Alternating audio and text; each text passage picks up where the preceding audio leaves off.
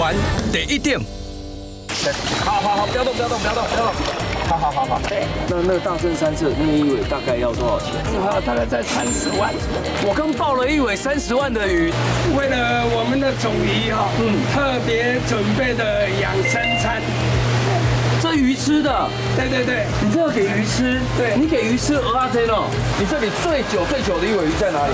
我这里最久的现在是31岁，所以它是你的种鱼。对，它也是我们的种工之一。在你手上经手价值最高的鱼，最高的鱼是全国总冠军的鱼。对。它的身价大概在400-500万。听说陆小学很喜欢香蕉，是吗？这确实是一个都市传说，但是它也有理论背景。体格健美、色彩绚丽的锦鲤，因为寿命极长而有了吉祥、平安、好运、富贵的寓意，更被称为水中活宝石。50年前，台湾从日本引进锦鲤，经过培育大量繁殖后，现在已经成为仅次于日本全球第2大的锦鲤出口国，堪称是台湾之光。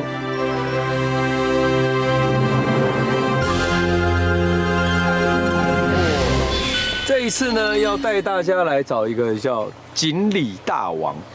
但是锦鲤大王为什么一开始就穿着青蛙装呢？为什么？不就是那个，就我们去到人家家里面，然后在门口有没有一小盆，然后里面这样悠的游，然后告诉你说这尾鱼有多贵、有多好，花色多厉害，不就这样吗？你穿青蛙装，莫非我们真的要来去大王的池里面？来去看买啊！哇，大哥，嗨，你好，早。但是我是来找锦鲤耶，你这边是养石斑还是虱目鱼啊？我们这边是专业养锦鲤的啊。哈？对，这里都是养锦鲤。等下，我下去，锦鲤在，哇，锦鲤养在这里哦。对呀。大哥，哇，这也太大了吧！这是欧溜吧？是白色的欧溜吧？这个是黄金色的锦鲤。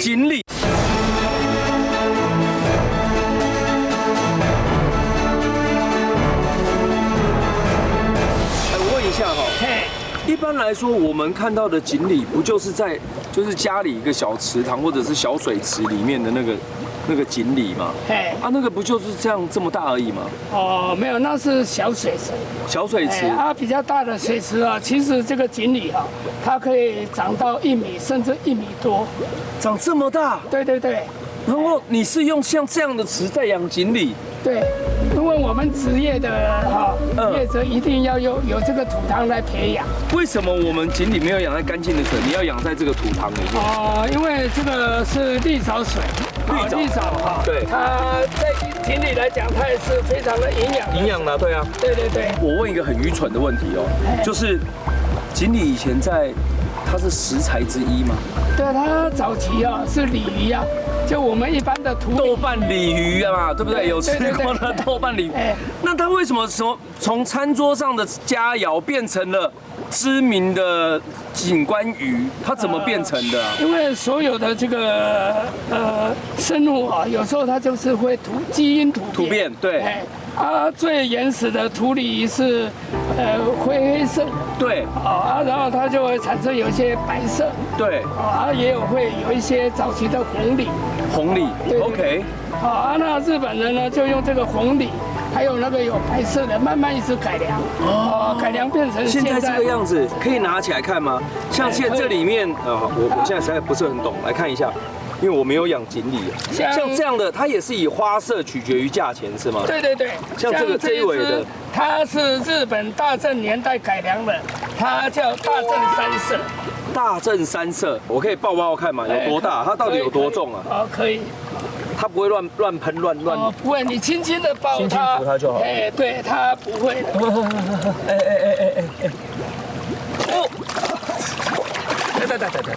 好，不要动。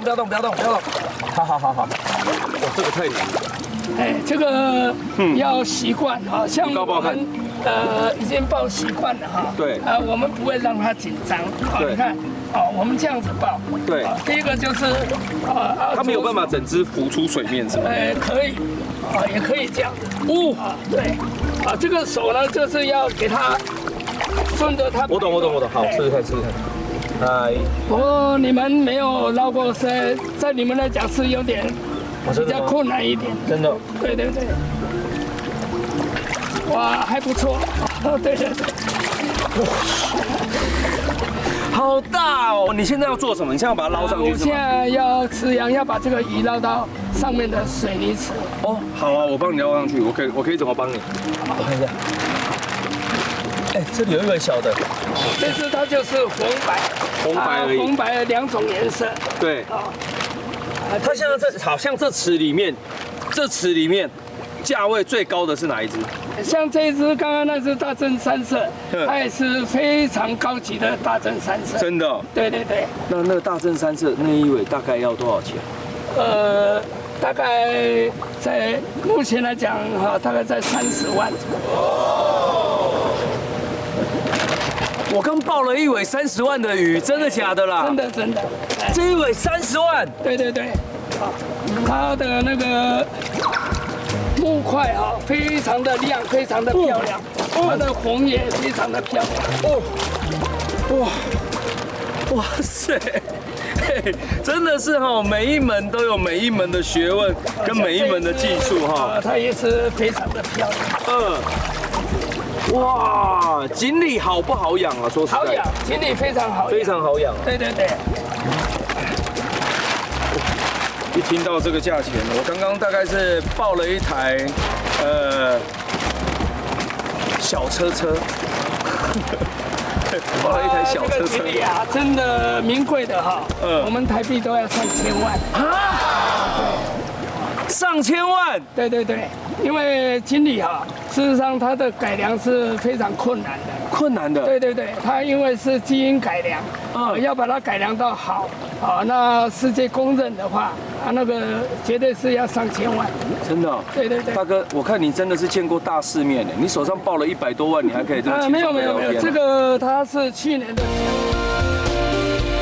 撇开漂亮的外表，锦鲤和一般的食用鱼并无不同。古大哥说，土塘就是一个天然的微生物环境，有利于各种藻类的繁殖，而这些藻就成为了锦鲤的天然食物。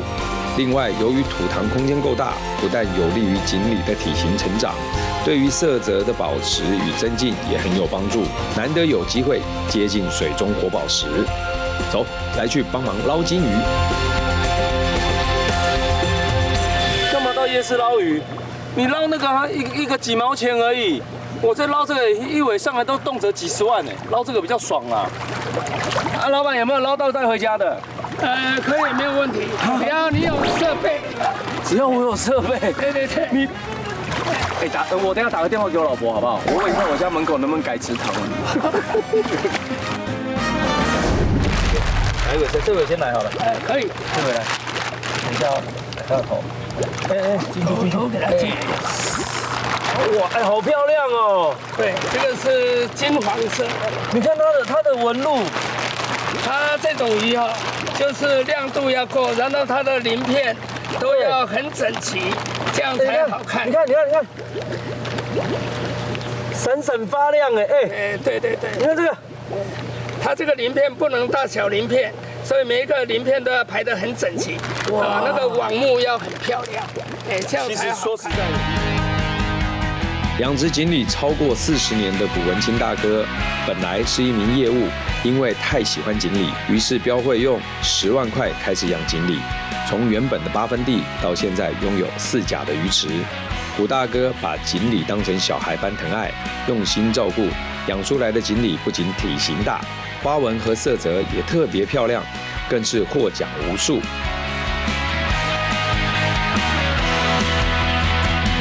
所以我们刚刚把那些池里的藻水里的锦鲤拿上来到水泥池里面，对，为的是什么？因为我们要贩卖，对，因为这里的鱼卖完了，我们土塘又要重新捞起来，重新再整理一次土塘。对对对，要把土塘那的鱼捞起来，拌水。哦，那它土塘的水跟这边的水，它的那 pH 值一定不一样吧？不一样，然后它的整个生态也不一样。对，所以那个锦鲤上来的时候，它会不习惯这里的环境。对，那怎么办？所以我们就要放这个粗盐。放粗盐，粗盐真的是好东西耶。对，其实粗盐哦，它非常的好用。怎么说？就是锦鲤鱼哦，它就不会紧迫。不紧迫。对啊，一般的轻微的细菌呢，它也可以把它杀掉。哇，好酷好酷啦！那一般呢，夏天哦，高水温的时候是水温25度以上。对啊，我们就下5/1000，一吨水5公斤。那现在天气比较凉一点，好，那我们一吨水就放6公斤的。哇，那你这些数据怎么来的？这个都从日本都有资料。哦，有资料。哇，你看，其实日本人的这种他们养的比我们久。对，而且他们的就有规则性、规范性，还有它的数据化，做的其实很早就开始做。对对对。来，我们把盐倒下去。我怎么帮你？不用，不用。对。大哥，您今年几岁？对，您今年几岁？我今年刚好70岁。70？对。我以为你才50几岁。没有，40年次。真的吗？对对对。哇塞，这小年轻哦，天哪！每天都有在，像你这样每天都在运动啊，对对对，每天都在动，而且我觉得是心情，对，这也应该是您的爱好吧？对，你看，陶冶的性情，做自己喜欢的事，真的要去找一件喜欢的事给自己，这样你的人生才会很快乐。从上面这样看好漂亮哦，这样。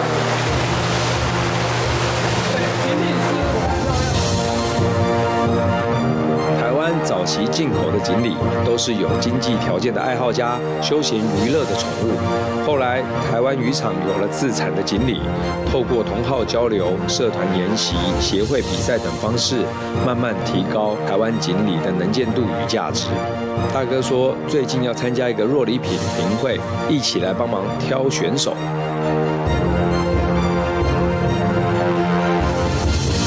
大哥，你要捞哪一条？我要捞那只4段红白。那是很厉害的吗？对，它很漂亮。哦，真的哦。对。而且反而不是说有带黑色、大正3色比较漂亮，它比大正3色更厉害。它每一种鱼啊都有厉害的那种，都有非常漂亮。哇，它很灵活。来。你没办法。真的吗？如果捞到怎么办？捞到那只鱼我就送给你。等一下，你大哥，好来。你绝对捞不到。真的吗？捞到你要送我哦。真的。那一尾市价多少钱？大概10几万。是中了吗？我以为中哎，你网子破了吧？为了我们的种鱼哈，特别准备的养生餐。这鱼吃的？对对对，你这要给鱼吃？对，你给鱼吃蚵仔煎哦。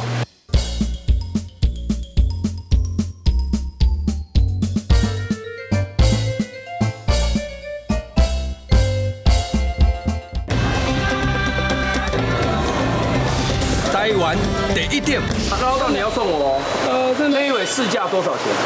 大概10几万。哎呦，4段红白。对对对，因为你没有捞习惯好，这个。你知道上一个叫我捞鱼说用这样子，我家里今年的鱼是吃不完的。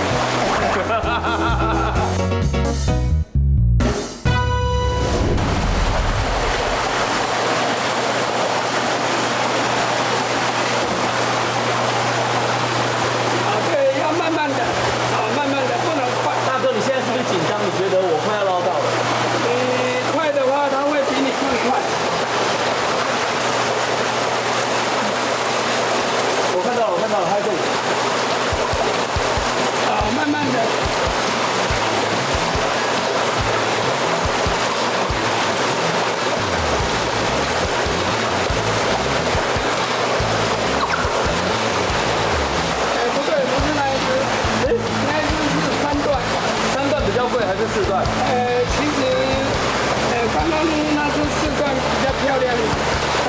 钱呢？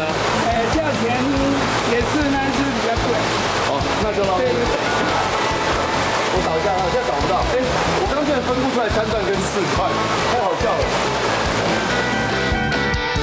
想把这尾价值10几万的红白带回家，除了臂力要够，眼力也很重要。第1回合不小心看走眼，第2回合你等着跟我回家吧。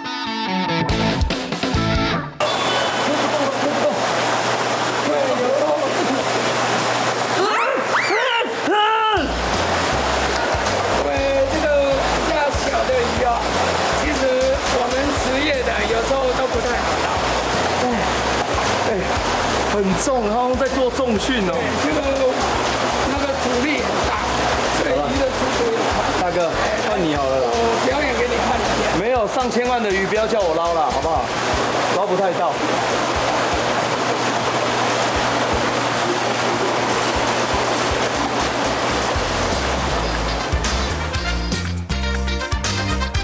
为了让比赛的锦鲤有好的生活环境，古大哥给了他们超大的活动空间，但这也苦了我们，简直比海底捞针还累。古大哥，我看你还是先休息，我自己的鱼自己捞。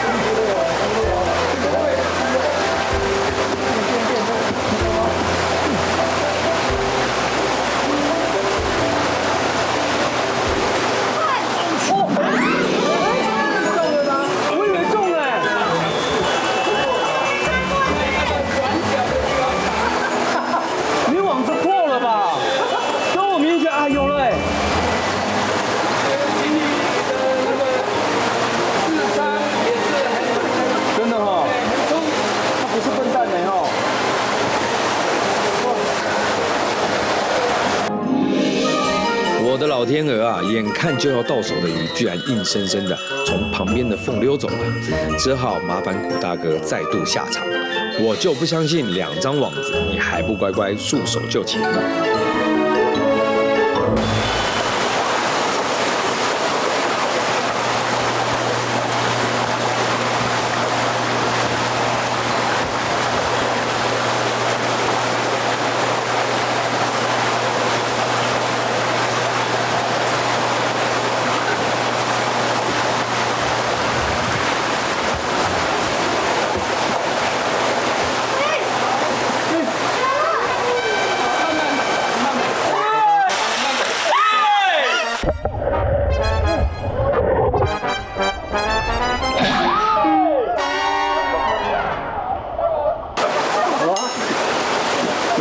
其实我有捞到，我有捞到。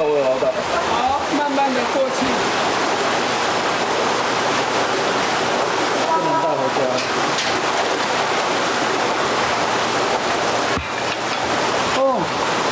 哇塞，你好难捞哦。好漂亮哦，它是1、2、3、4段。近看这尾4段红白，果真惊为天人。虽然在围捕的时候意外上演了鲤鱼跃龙门，目前这尾红白到底算是谁的还没确定，但可以肯定的是，锦鲤的花色决定身价。一起来欣赏水中活宝石。哇塞，大哥，这3种鱼，3个花色分别叫什么？这是4段红白。对，这个它只有红跟白，所以它就叫红白。对，它那一只是红白再加上黑色，大正3色，它是大正3色。大正3色。对，那一只呢？那一只它是有那个金属的亮度的。对，它是叫孔雀。孔雀。对。哦，这3种鱼都不一样。对，都不一样。那以价值来说呢？以市面上的价值、观赏的角度，一般来讲锦鲤还是以红白大正还有昭和3色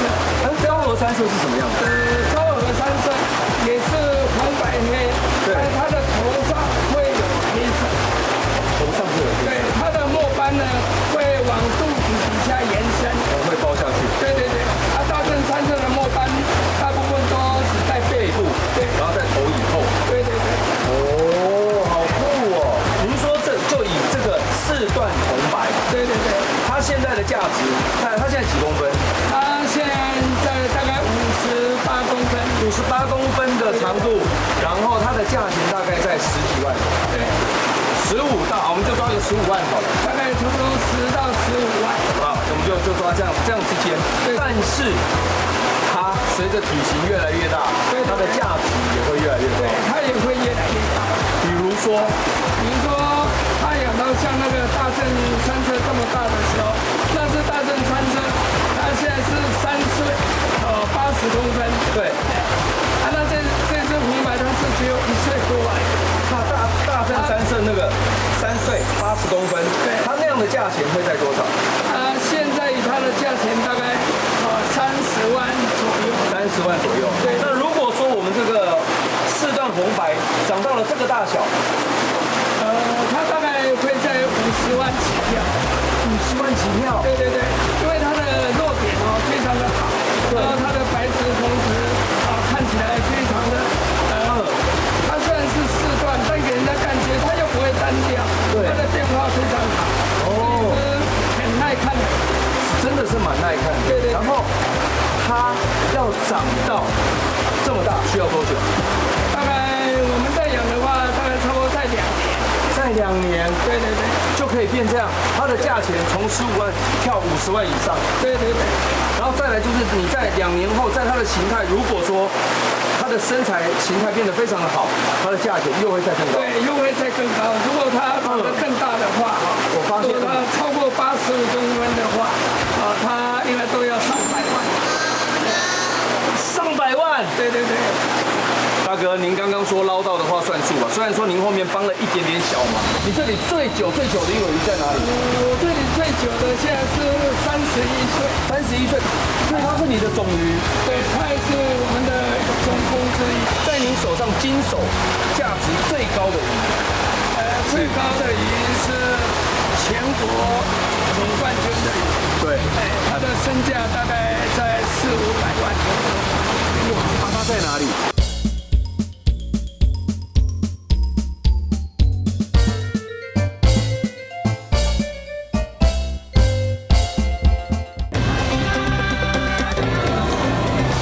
台湾第1点，大哥，您刚刚说捞到的话算数吧？虽然说您后面帮了一点点小忙，那这样的话就是你只能因为我帮你改，对，所以你只能拥有它的一部分，这样可以啦。这样就是说，当2年后您如果高价售出，我让你抽2成了。好了，没有问题。你真的很大方哎。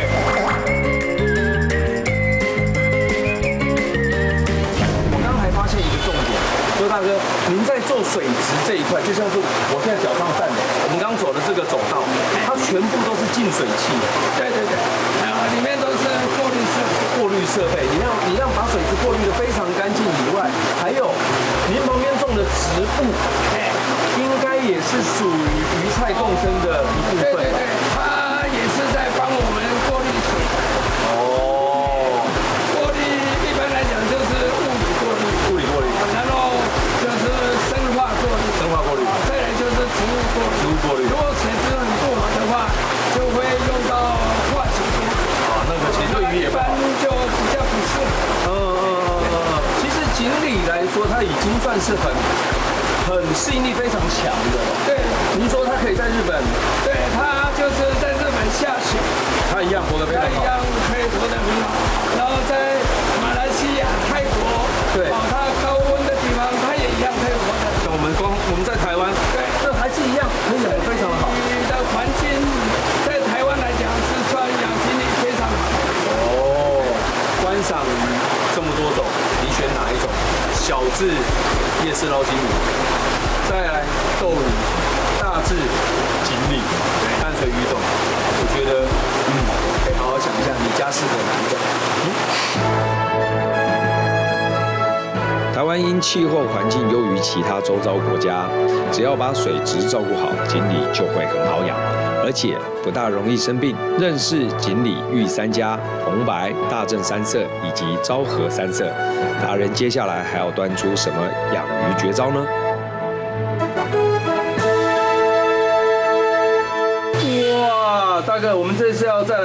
吃什么？鹅啊煎，你要请我吃这个？不是，特色料理是为了我们的总鱼哈，特别准备的养生餐。这鱼吃的？对，你这要给鱼吃？对，你给鱼吃鹅啊煎哦？对，这个就是鹅啊哈，然后这个是我们自己种的，绝对没有农药的那个地瓜叶。还有这个是山药、洋葱、鸡蛋。啊，这个呢？这个是高级的那个鱼饲料粉。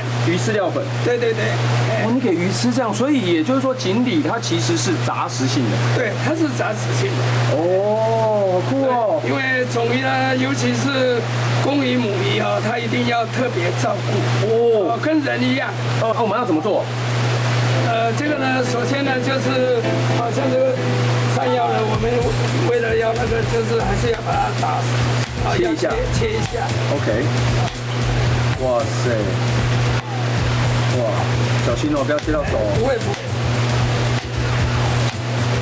山药。对。也相当来说是有荷尔蒙的啦。这个尤其是公鱼哈，吃这个特别好。我们跟人差不多啊。很多人也就是说有没有？对，日本人参山药嘛，对不对？山药对人的那个营养也是很好，其实对锦鲤也是很好。然后再加上这个，对，这个是鹅啊。男人的加油站，女人的美容院，所以用在锦鲤身上也是可以。对。哎呦，锦鲤它非常的喜欢吃。哎呦，还有。鸡蛋，这个是鸡蛋，很补哎，这个又山药又鹅啊，又鸡蛋的。这个鸡蛋呢，它可以连壳一起没有关系。哦，也有钙粉。对。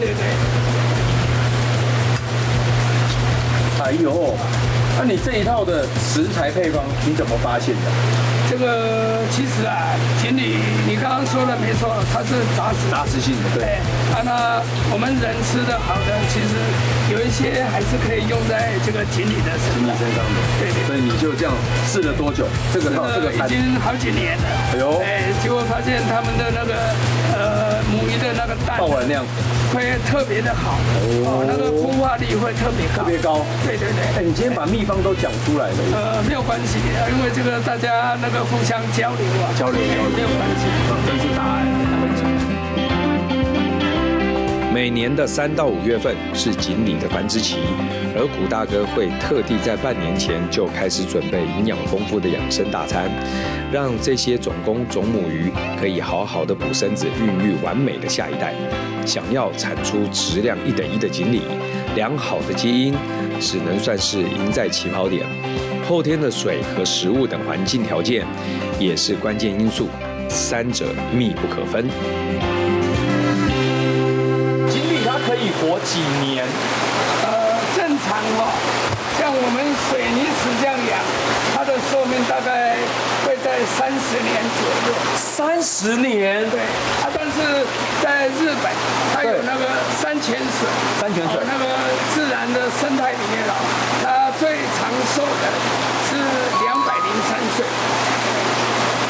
203岁，对，这是有记录的，鱼瑞嘞。对。那你这里呢？你这里最久的一尾鱼在哪里？我这里最久的现在是31岁。31岁在哪？对，就在底下那一只大正三色。对，那边那一只大正。这边那个。植物来说，每10万颗会有1颗。园艺家们再把这食物和增肌的区域加以用无性生殖的方式保留。哇，那这真的蛮少的，10万颗才出1颗啊！对。听说陆小学很喜欢香蕉，是吗？这确实是一个都市传说，但是它也有理论背景。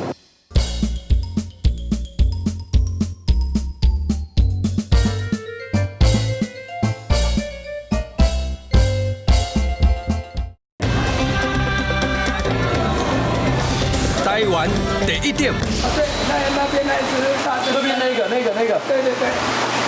他来了，就他。就是他。它漂亮哎。所以它是你的种鱼。对，它也是我们的种公之一。对。哇，你看这个墨喷的好漂亮哦！哇，30几年呢，最长用在大自然环境里面，可以养到200多年呢。对。天哪！因为它是冷血动物，就像乌龟啊这些所以它也是长寿，对不对？难怪我们比如在很多的画里面，你会看到鲤鱼，甚至是我们身上有的刺青，也有人在刺鲤鱼。对，它也是代表一个长寿。对，它是一个很吉祥的。吉祥的哦。一般来说，在生存环境适宜的情况下，锦鲤的平均寿命可以长达70年之久。在古代，只有富贵家庭才养得起锦鲤，所以锦鲤也有富贵鱼、好运鱼、风水鱼等美称。而渔场里的镇馆之宝，除了最年长的31岁总工，还有哪些呢？在你手上经手价值最高的鱼，最高的鱼是。我们曾繁殖过一只拿过全国总冠军的鱼，对，它的身价大概在400-500万。哇，它在哪里？那已经卖掉了。卖掉了，马上就卖掉了。没有，那是我们在55公分的时候卖出去，然后我们的客户呢把它养大，对，拿到全国的总冠军。哇，那你55公分的时候卖它多少钱？卖它30万。然后它养到了80几公分，变500万。人家用有一位爱好家用劳斯莱斯跟他换。用劳斯莱斯跟他换？对，一尾鱼换1台车。哇，搞不好一尾鱼接下来还能换到1栋房子呢，那也是不一定的。对，现在日本改良的就可以了，对，因为日本还是比我们更先进。放心，古大哥，以您这40几年的经验，我相信假以时日，一定有这个机会。对，那是我的目标。一定可以的。对，好漂亮哦！哇，这个在这边这样喂鱼的感觉。一条近乎完美的锦鲤是结合了家族基因、锦鲤自己的努力，以及饲养者后天的培育等多方面因素，可以说是万中选一。养锦鲤不但可以怡情养性、美化环境，如果像古大哥一样具备独到的鉴赏眼光以及正确的饲养条件和环境，不但可以享受养鱼的乐趣，这些缤纷耀眼的水中活宝石还会为你带来意想不到的荣华富贵哦。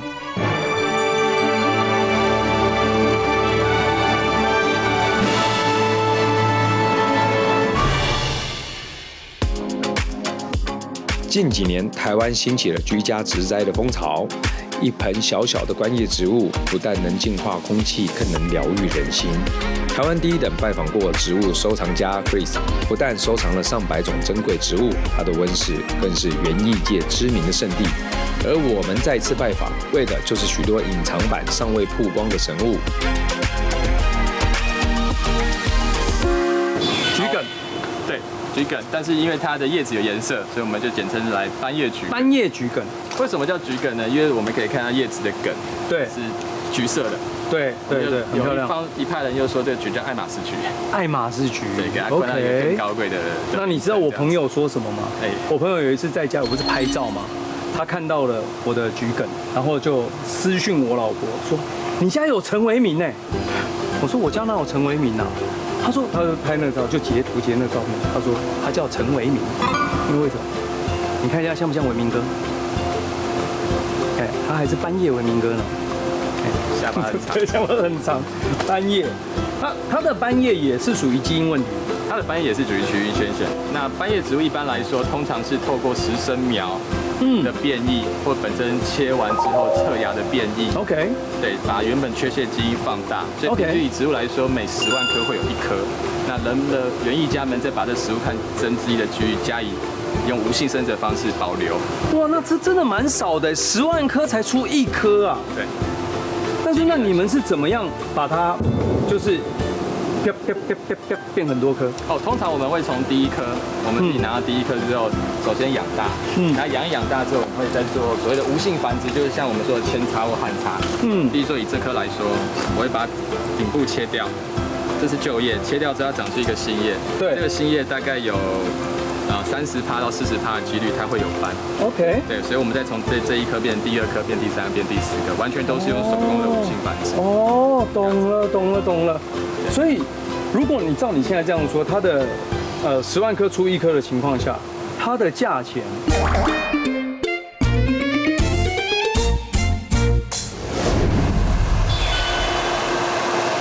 这应该算是植物界里面的精品再精品的吧？可以这样说，对不对？对，借我摸一下。可以。哇，好漂亮哦！它最长可以长到多长？它最长我们目前看到大概可以长到100公分左右。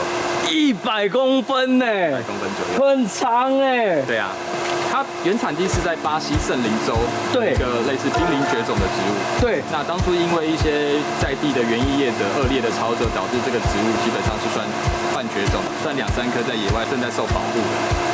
那目前台湾的个体有许多种，那这颗像小豆刚刚说的，它是精品没错，因为它第一个濒临快绝种，第二个它是目前玩家每个人都想追求的，所以它就是一个精品。第三个，以这一颗来说，它跟一般全世界目前流通的个体又不太一样。这个个体是当初在10年前左右，美国有办植物比赛，在众多圣灵中所获选出来的个体。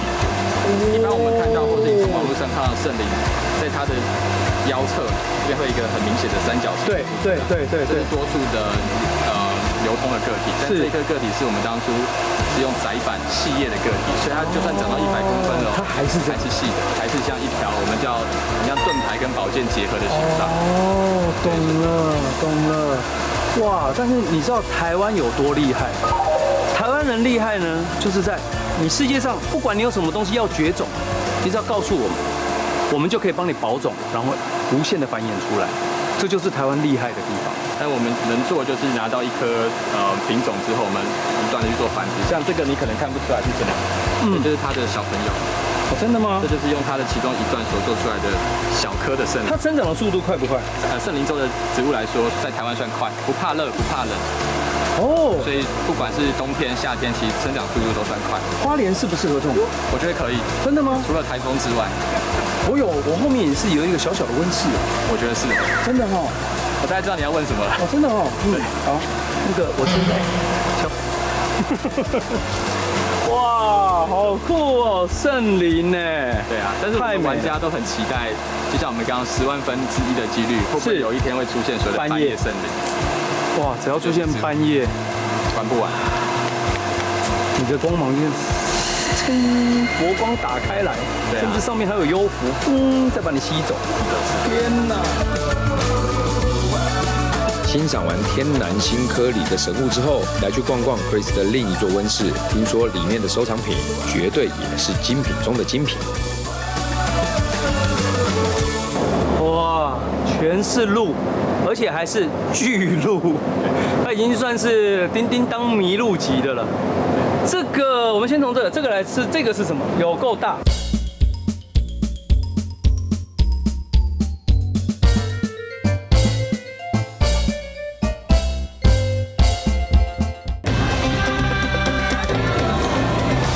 台湾第一点，这个我们先从这个来吃，这个是什么？有够大，这一颗吗？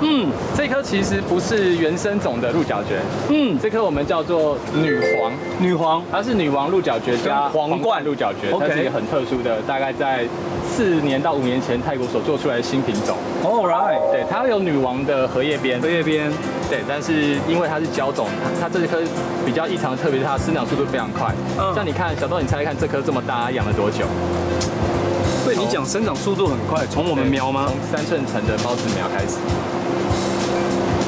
因为鹿角蕨是一个现在玩家大家很爱玩，所谓的爱玩是因为它很有成就感，因为它只要脸开始包的时候，你会看得到速度，对不对？对。但是如果你又说要从苗要长到这样子，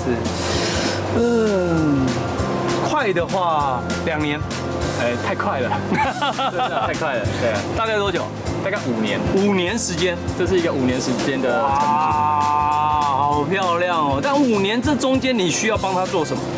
不断的换背板，不但换背板就好。对，让它的根系能有所延伸。但是他的手会一直这样长大，一直长大吗？好，它的手我们又说的叫做孢子叶，对，顾名思义就是用来产孢子，产孢子的，对啊。这些深色的咖啡色状都是所谓的孢子。孢子叶。那当孢子真的成熟之后，它会先自然掉落。OK。第二阶段，它在它孢子数的范围会开始自然的枯萎。当那时候基本上就可以整块剪下来，把整个手淘汰掉了，对不对？对。就是当你家里的鹿角蕨手，它已经开始出现黑黑的，对，那就是老叶。是的。然后你就可以把它剪掉，加速它其他叶面的生长，对不对？对不对？有时候我甚至是把它剪掉，剪成小块，直接丢在它的营养液后面。哦。很自然的堆肥啊。我会这样去做。鹿角蕨原本只有18个原生品种，但在园艺发展上被人工交配，培育出上百个品项。多变的姿态深深吸引着爱好者入坑。而同样身为养鹿者，有关于鹿角蕨的都市传说，趁这个机会，有请达人来解答。这不是因为不礼貌，不是因为我饿，没有，我纯粹是因为把东西要交给你，你等我一下。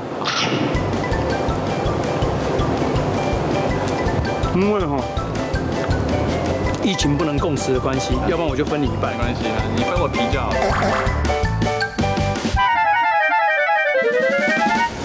都市传说，听说鹿角蕨很喜欢香蕉皮，是吗？这确实是一个都市传说，但是它也有理论背景。怎么说？通常我们香蕉皮会有含一些元素，就是钾元素。但是真的我们需要的元素，其实香蕉皮除了钾元素之外，还有很多微量元素，包含了磷跟镁。对，那磷跟镁呢，它是不会在新鲜的香蕉皮中产生的。通常我们会要经过一个叫腐化发酵的过程。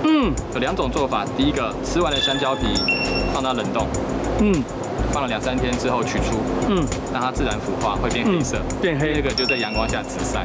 那这时候的香蕉皮如果已经发酵完成，它就可以丰富的提供所谓的磷、钾、镁这些微量元素来供应鹿角蕨多数好好的成长。因为我们一般的肥料里面就是不外乎就氮磷钾，是的，植物需要氮磷钾，但是香蕉皮里面它又多了一个其他，比如说有镁这个微量元素是你在肥料里面没有的。是的，所以其实它是有用的，它是有用的。基本上所有微量元素对植物来说都是有用的。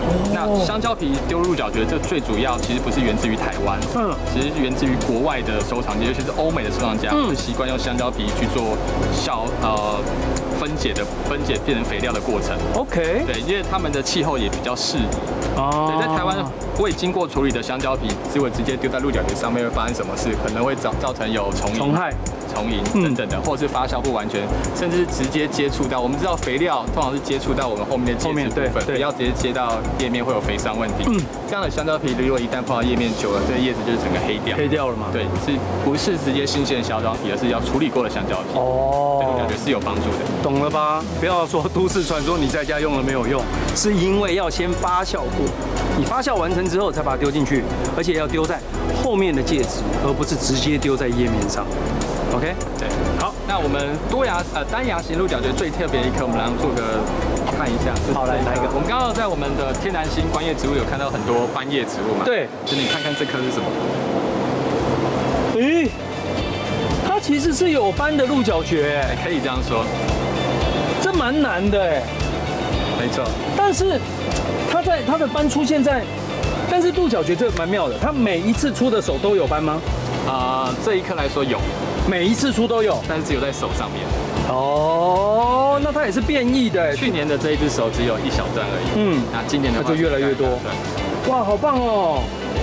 好棒哦！这也是种植物跟养植物的一个惊喜。是的，意外得到的惊喜，对不对？对，就是它回馈给你。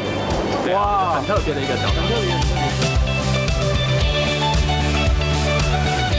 不论你喜欢观叶或者赏花，照顾植物其实就像是照顾小孩。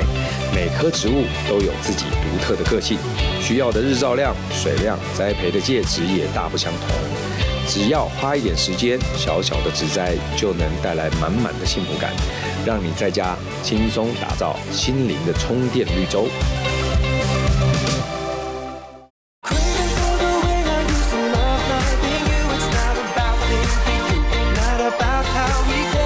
It's only nothing is as good as me with you.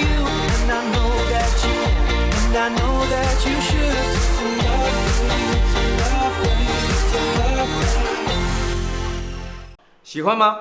记得按赞加订阅，台湾第一的，开启小铃铛哦。